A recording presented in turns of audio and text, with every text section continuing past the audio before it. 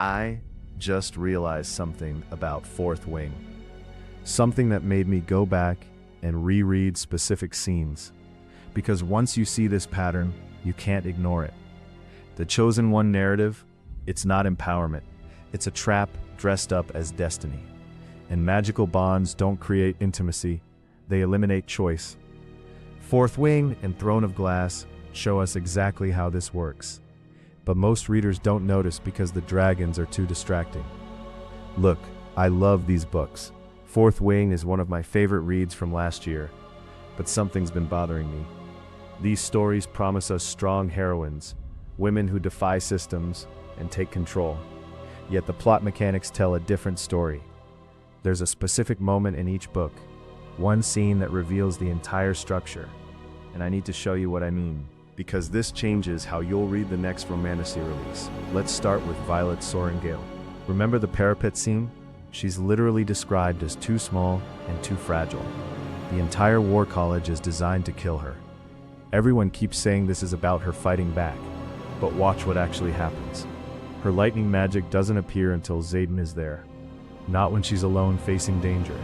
Not when she's proving herself to Taryn. It manifests because Xaden is watching. The book even says it. Her power is connected to their bond. So her greatest strength only exists through him. That's not empowerment. That's dependency with better lighting effects. Now let's look at Selena Sardothien, the world's most deadly assassin, trained since she was 8 years old. But here's what happens when she enters the glass castle. She competes in ridiculous trials. She solves a murder mystery. She falls for the crown prince. And her assassin training, it becomes set dressing for the romance. I kept waiting for her skills to actually matter, for her lethality to drive the plot forward. Instead, the story needs her to be desirable, not dangerous. Both heroines are positioned as powerful, but their power only matters when it serves the love interest. Violet's lightning makes her worthy of Xaden's protection. Selena's skills make her interesting to Dorian. Their agency exists only within those boundaries. Here's where it gets uncomfortable. Both series use magical bonds as a romantic device. Dragon bonds, mating bonds, soul connections. We're supposed to find this romantic. But let's be honest about what's actually happening. Violet doesn't choose to bond with Taryn. She doesn't choose the connection to Xaden. It's biologically predetermined, written into her before she ever met him. Same with Selena and Rowan. Their bond is decided by magic and bloodlines, not by actual choice, not by getting to know each other, not by deciding they want this connection. So here's my question for you. When the most important relationship in a story is decided by magic, when a heroine's power literally requires that bond to function, is that romance? Or is that just removing her autonomy and calling it fate? Type romance or control in the comments, because I genuinely want to know where you stand on this. Let's talk about why we don't see this pattern immediately. The aesthetic is too good. Fourth Wing gives us dragon riders and leather flight jackets, brutal training montages, life or death stakes. Throne of Glass gives us glass castles and ancient magic, assassin competitions, political intrigue. We call it dark academia. We call it gritty fantasy. But look at what these systems actually do. The War College in Fourth Wing, it's designed to isolate Violet, make her vulnerable, ensure she needs Xaden to survive. Remember, when she nearly dies on the parapet, Xaden saves her. When she faces her first battle, Xaden protects her.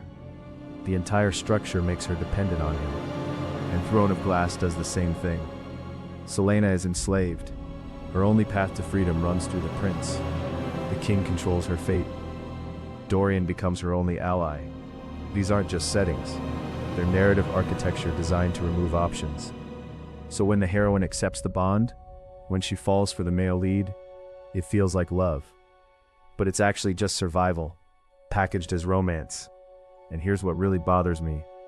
I didn't see this pattern my first time reading Fourth Wing. I was too busy being obsessed with the dragons, too caught up in the banter.